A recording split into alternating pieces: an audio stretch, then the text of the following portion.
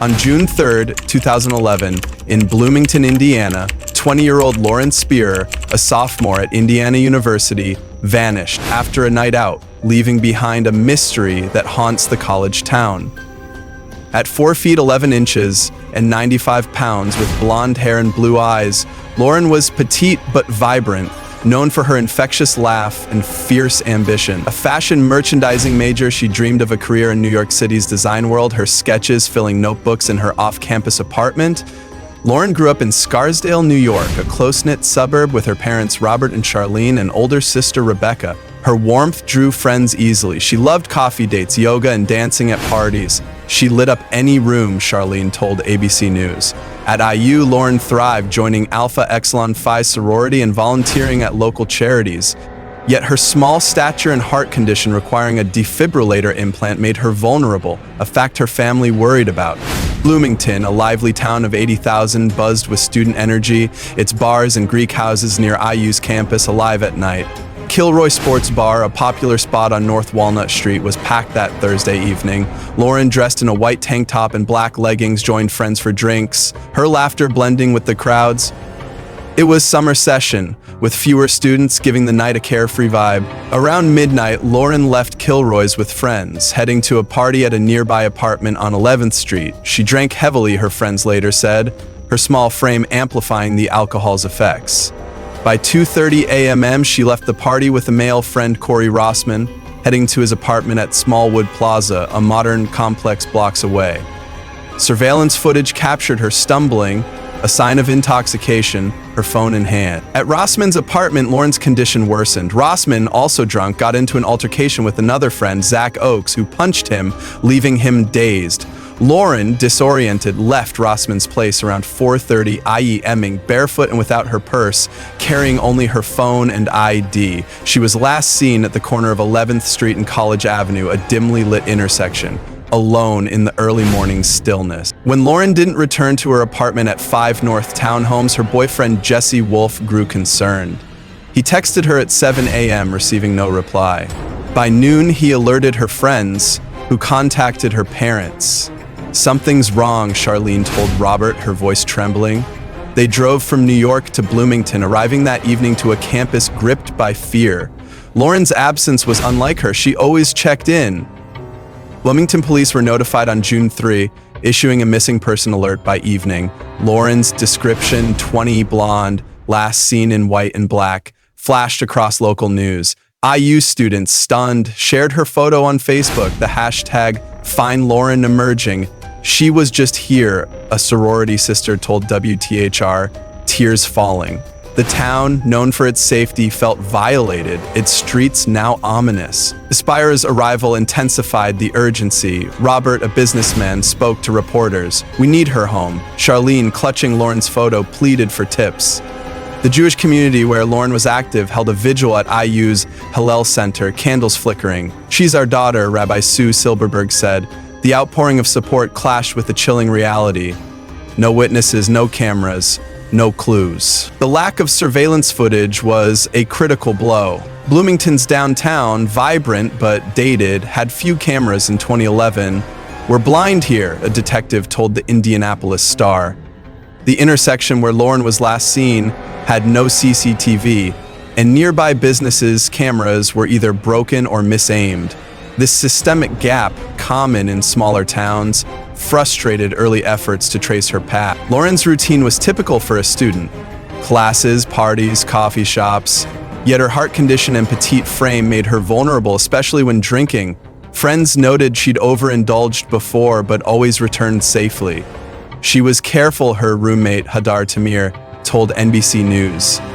The night's chaos, alcohol, unfamiliar faces, left her exposed, a fact that haunted her loved ones. The community rallied, printing flyers with Lauren's smile, taping them to lampposts and shop windows. IU canceled summer events focusing on searches. "She's one of us," said student leader Emily Cohen, organizing a vigil. Blue ribbons symbolizing hope appeared across campus, a quiet pledge to keep looking. The Spierers, sleepless, joined volunteers, their desperation palpable in Bloomington's humid air. Systemic issues sparked concern. IU's campus safety protocols, praised nationally, didn't extend to off-campus areas where students partied. "We need more cameras, more patrols," a parent told the Herald Times. The delay in issuing an Amber Alert, Lauren was an adult, and no abduction was confirmed, cost precious hours. These gaps, exposed by her case, fueled calls for reform. Bloomington's mood shifted from festive to somber. Bars like Kilroy's, once packed, saw fewer patrons. Students walked in groups, wary of the dark. "It could have been me," a sophomore told CNN.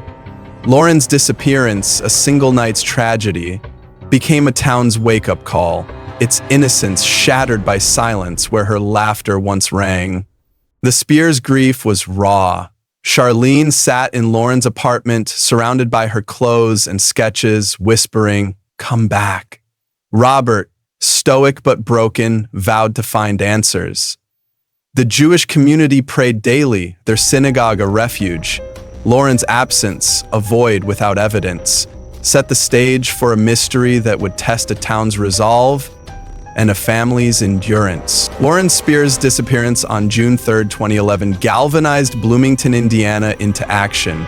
By evening, Bloomington police issued a missing person alert broadcasting Lauren's details.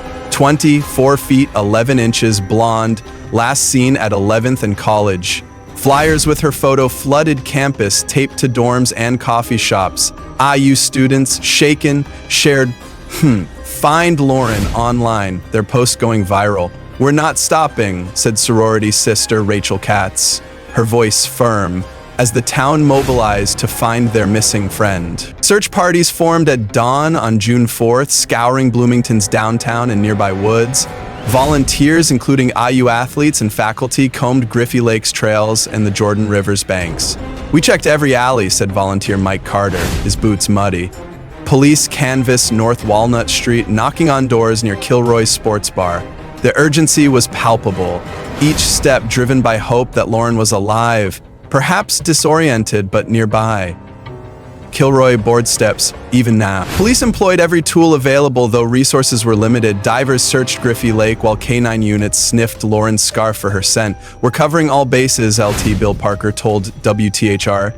Cell phone records showed Lauren's last call at 4:15 a.m. a text to a friend, but her phone went dead soon after. Without CCTV at her last known location, investigators relied on witness accounts, a frustratingly thin thread. Key moments offered fleeting hope. A bartender at Kilroy's recalled Lauren's laughter, but noted her intoxication. Corey Rossman, who walked her to his apartment, was interviewed, his memory hazy from drinking and a punch to the face. "She left alone," he told police, per the Indianapolis Star. Another friend, Jay Rosenbaum, confirmed seeing her at his party earlier. These accounts, though detailed, ended at 4:30 a.m., leaving a void. Challenges mounted quickly. Bloomington's lack of surveillance cameras, a systemic flaw, crippled efforts. "We're working in the dark," a detective told NBC News. Summer's heat and dense woods slowed searches, while the transient student population, many gone for break. Limited witnesses. Rumors swirled online, from abductions to overdoses, complicating the focus. "It's noise we don't need," Parker said, sifting through tips. The Spierers were relentless. Robert organized searches, his voice hoarse from calling Lauren's name. Charlene, clutching her daughter's photo, spoke to CNN. "She's out there." Their presence rallied volunteers, but the emotional toll was crushing. "Every hour without her is agony," Robert told reporters, his eyes red. The Jewish community prayed at Hillel, their blue ribbons a symbol of solidarity. IU's campus, usually vibrant, grew somber. Students posted flyers in lecture halls while professors urged vigilance. A vigil on June 5 drew 2,000 candles glowing at Dunn Meadow. "Lauren's our sister," said IU President Michael McRobbie. The blue ribbons multiplied, tied to trees and backpacks, a quiet vow to keep searching. Local businesses donated supplies, their storefronts plastered with Lauren's fate. Systemic failures sparked outrage. IU's off-campus safety measures were inadequate, with few patrols near party hotspots. "We trusted this town," Charlene told the Herald Times, her anger raw. The Amber Alert delay, due to Lauren's age and lack of abduction evidence, frustrated advocates. Every minute matters, said NCMEC's Kali Rajewski. Police interviewed dozens, focusing on Lauren's friends Rossman Rosenbaum and Wolf face scrutiny. Their stories consistent but incomplete. They're not suspects, Parker clarified per ABC News. Tips flooded the hotline, 8123394477, most dead ends. A report of Lauren at a gas station proved false, another blow. Each call feels like it could be her, Charlene said, her hope fading. The community's emotional strain was palpable. Volunteers, exhausted, pressed on, their resolve tested by heat and dead ends. We owe her this, said student Emily Cohen, tying a ribbon. Sororities held fundraisers, raising $10,000, 0 cents for searches. She's family, Katz told WTHR. The Spier's grief, public yet raw, inspired Bloomington to keep looking, though fear grew that answers were slipping away. Media amplified the case.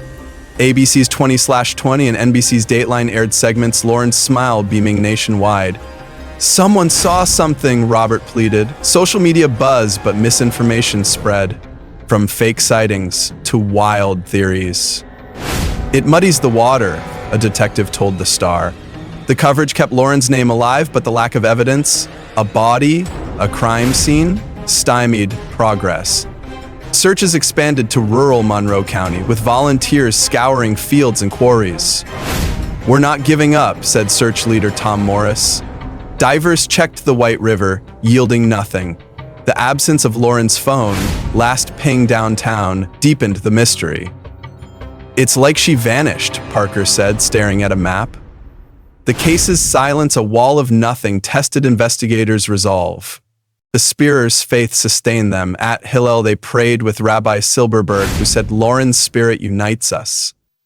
Charlene clung to Lauren's sketches, her dreams vivid in ink.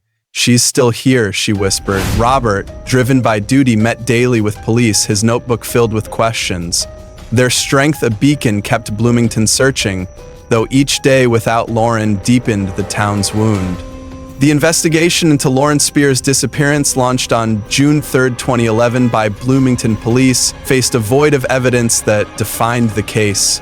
Led by UT Bill Parker, the team worked tirelessly, but the absence of a crime scene, body, or witnesses created a puzzle with no edges. It's the hardest case I've faced, Parker told the Indianapolis Star. Lauren's last sighting, at 4:30 a.m. on 11th and College, remained a haunting endpoint, her fate unknown. Investigators reconstructed Lauren's night, relying on friend interviews. Corey Rossman, who walked her to his apartment, recalled her stumbling, intoxicated. She insisted on leaving, he told police per NBC News. Jay Rosenbaum, who hosted the earlier party, confirmed her presence until 2:30. Aiming Jesse Wolf, her boyfriend, was asleep when she vanished. Their accounts aligned but offered no clues beyond her departure from Rossman's place. Forensic efforts yielded little. Lauren's phone, last active at 4:15 a.m., was never found, its final ping near Smallwood Plaza. Her purse, left at Rossman's, contained her ID and cash, ruling out robbery. She had nothing but her clothes, a detective told ABC News.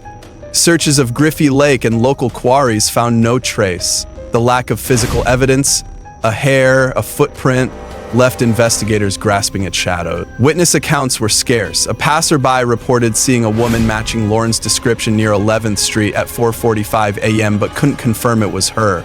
It was dark, he told police, per the Herald Times. No other sightings emerged, despite door-to-door canvases. The absence of CCTV, a systemic flaw in Bloomington's downtown, was crippling. We're blind without cameras, Parker said, frustration evident. Police explored multiple theories. Abduction was considered given Lauren's vulnerability, small drunk alone, yet no ransom or suspicious vehicles surfaced. A drug overdose was another angle, but her friends denied hard drug use. She drank, that's all, Rosenbaum said per CNN. Foul play involving her friends was scrutinized, but polygraphs and alibis cleared them. Each theory, plausible yet unprovable, deepened the case's enigma.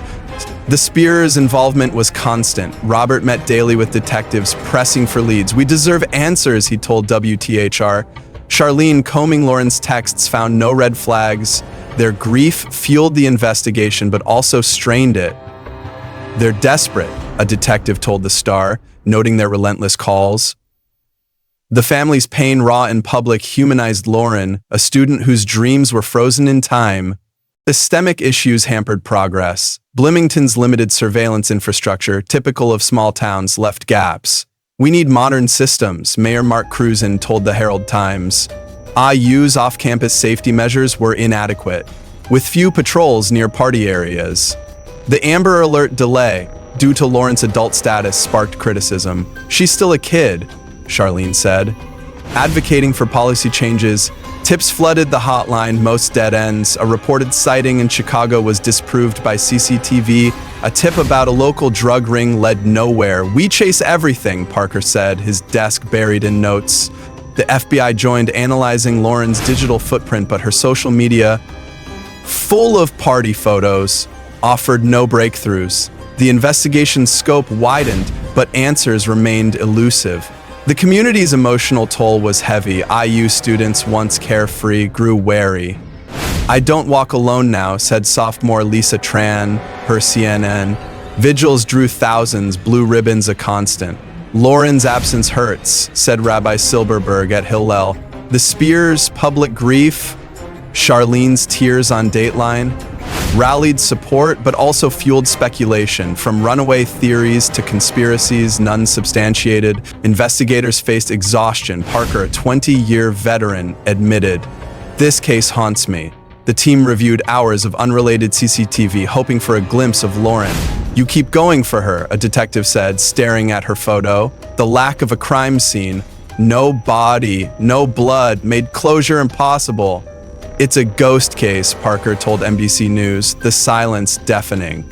Online forums buzzed with theories. Reddit users debated Lauren's friends' involvement despite their clearances. "Someone knows something," a post read, shared thousands of times. The Spierists discouraged speculation, fearing it hurt the case. "Focus on facts," Robert told ABC News. Yet the absence of evidence invited conjecture, a double-edged sword keeping Lauren's name alive but clouding the truth. By late 2011, the investigation stalled. Searches dwindled, volunteers returning to classes. "We can't stop," Charlene said at a vigil, her voice breaking. The Spiers hired private investigators, their savings drained. Bloomington's resolve held, but hope faded. Lauren's disappearance, a single night's mystery, became a wound that refused to heal. Its silence a challenge to justice. Lauren Spieer's disappearance on June 3, 2011 remains unsolved, with no suspects, arrests, or trial, a rarity in high-profile cases.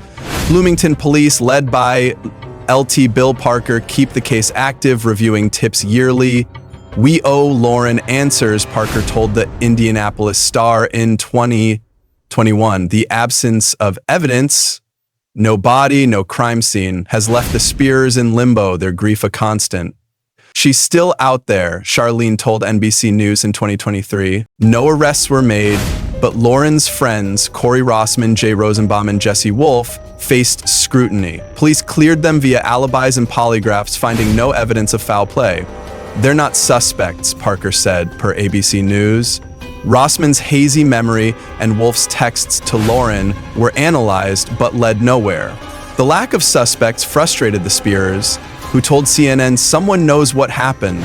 The investigation's silence sparked theories. Abduction, overdose, or an accident were considered, but no proof emerged. A 2013 tip about a local sex trafficking ring prompted FBI searches, but yielded nothing. "It's all speculation," Parker told WTHR. The Spiers' private investigators uncovered no breakthroughs, their reports echoing police findings. The case is void, a wall of nothing became its defining trait. Bloomington's community refused to forget. IU students, inspired by Lauren, held annual vigils, blue ribbons tied to Dunn Meadows trees. "She's still ours," said student leader Sarah Klein in 2022. A 2015 mural of Lauren's smile painted on a campus wall drew visitors. "It keeps her alive," said artist Emma Lopez. The rituals, from candles to ribbons, symbolized hope, though answers remained elusive. The Spieers became advocates for missing persons. In 2014, they launched the Lauren Spierer Foundation, raising funds for searches and scholarships in her name. Her dreams live on, Robert told the Herald Times. Charlene spoke at NECMEET events, urging campus safety reforms. Protect your kids, she said in 2024. The resilience, a beacon of light, turned Lauren's loss into a call for change, inspiring families nationwide. Systemic changes took root. IU installed 300 cameras by 2016, addressing Bloomington's surveillance gap. Lauren's case forced us to act, said Dean Charles E. Watson. Amber Alert criteria expanded in Indiana, allowing faster alerts for vulnerable adults. Her absence saved others, said advocate Callie Rojewski. These reforms, a tangible legacy, ensured Lauren's story protected future students, though they offered no closure. The media kept Lauren's name alive. Find Lauren trended yearly, with age-progressed images shared in 2025. Imagining her at 34, she could be anywhere. A post read shared widely. Dateline's 2023 update sparked new tips, though none panned out. The attention helps, Robert told ABC News.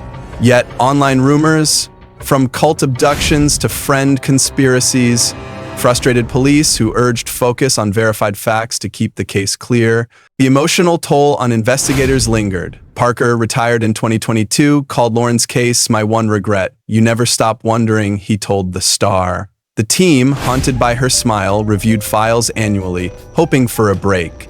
She deserves justice, said Detective Amy Carter.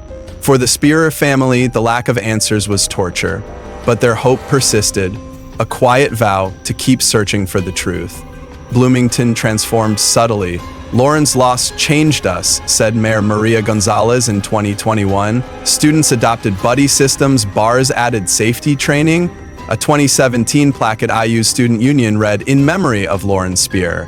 It became a touchstone, adorned with blue ribbons. "She's not forgotten," a student said, placing a ribbon. The town's vigilance, born of grief, became a living tribute. The Spierers' advocacy extended globally. They spoke at 2022 missing persons rallies in New York, their story resonating with thousands. "Lauren's our light," Charlene said, her sketches displayed. The foundation funded drones for searches, aiding cases nationwide. "Her spirit drives us," Robert told CNN. Their work, a personal loss, became a universal fight, ensuring Lauren's name meant hope. Lauren's legacy transcends Bloomington. Her case, highlighted in missing persons reports, raised awareness over 600,000 annually, per NCMEC. "She's taught us vigilance," Rojewski said. Social media posts like "Lauren would be 34 now," shared in 2025, keep her story alive. Though no closure came, her smile inspires action, a call to look closer, to care more for her and for others. The absence of answers leaves pain. "I see her every day," Charlene said in clutching a sketchbook. At a 2024 vigil, Robert vowed, "We'll never stop." The Jewish community, their refuge, prays for her safe return. Lauren's case, a mystery wrapped in silence, endures as a challenge to justice, her memory a spark that refuses to fade, urging a world to find her. Some stories never end, they just fade away. If this one left you feeling uneasy, good. That means it stayed with you, just like those who vanished and never returned. Subscribe to Drifted and follow the stories that disappear into the dark.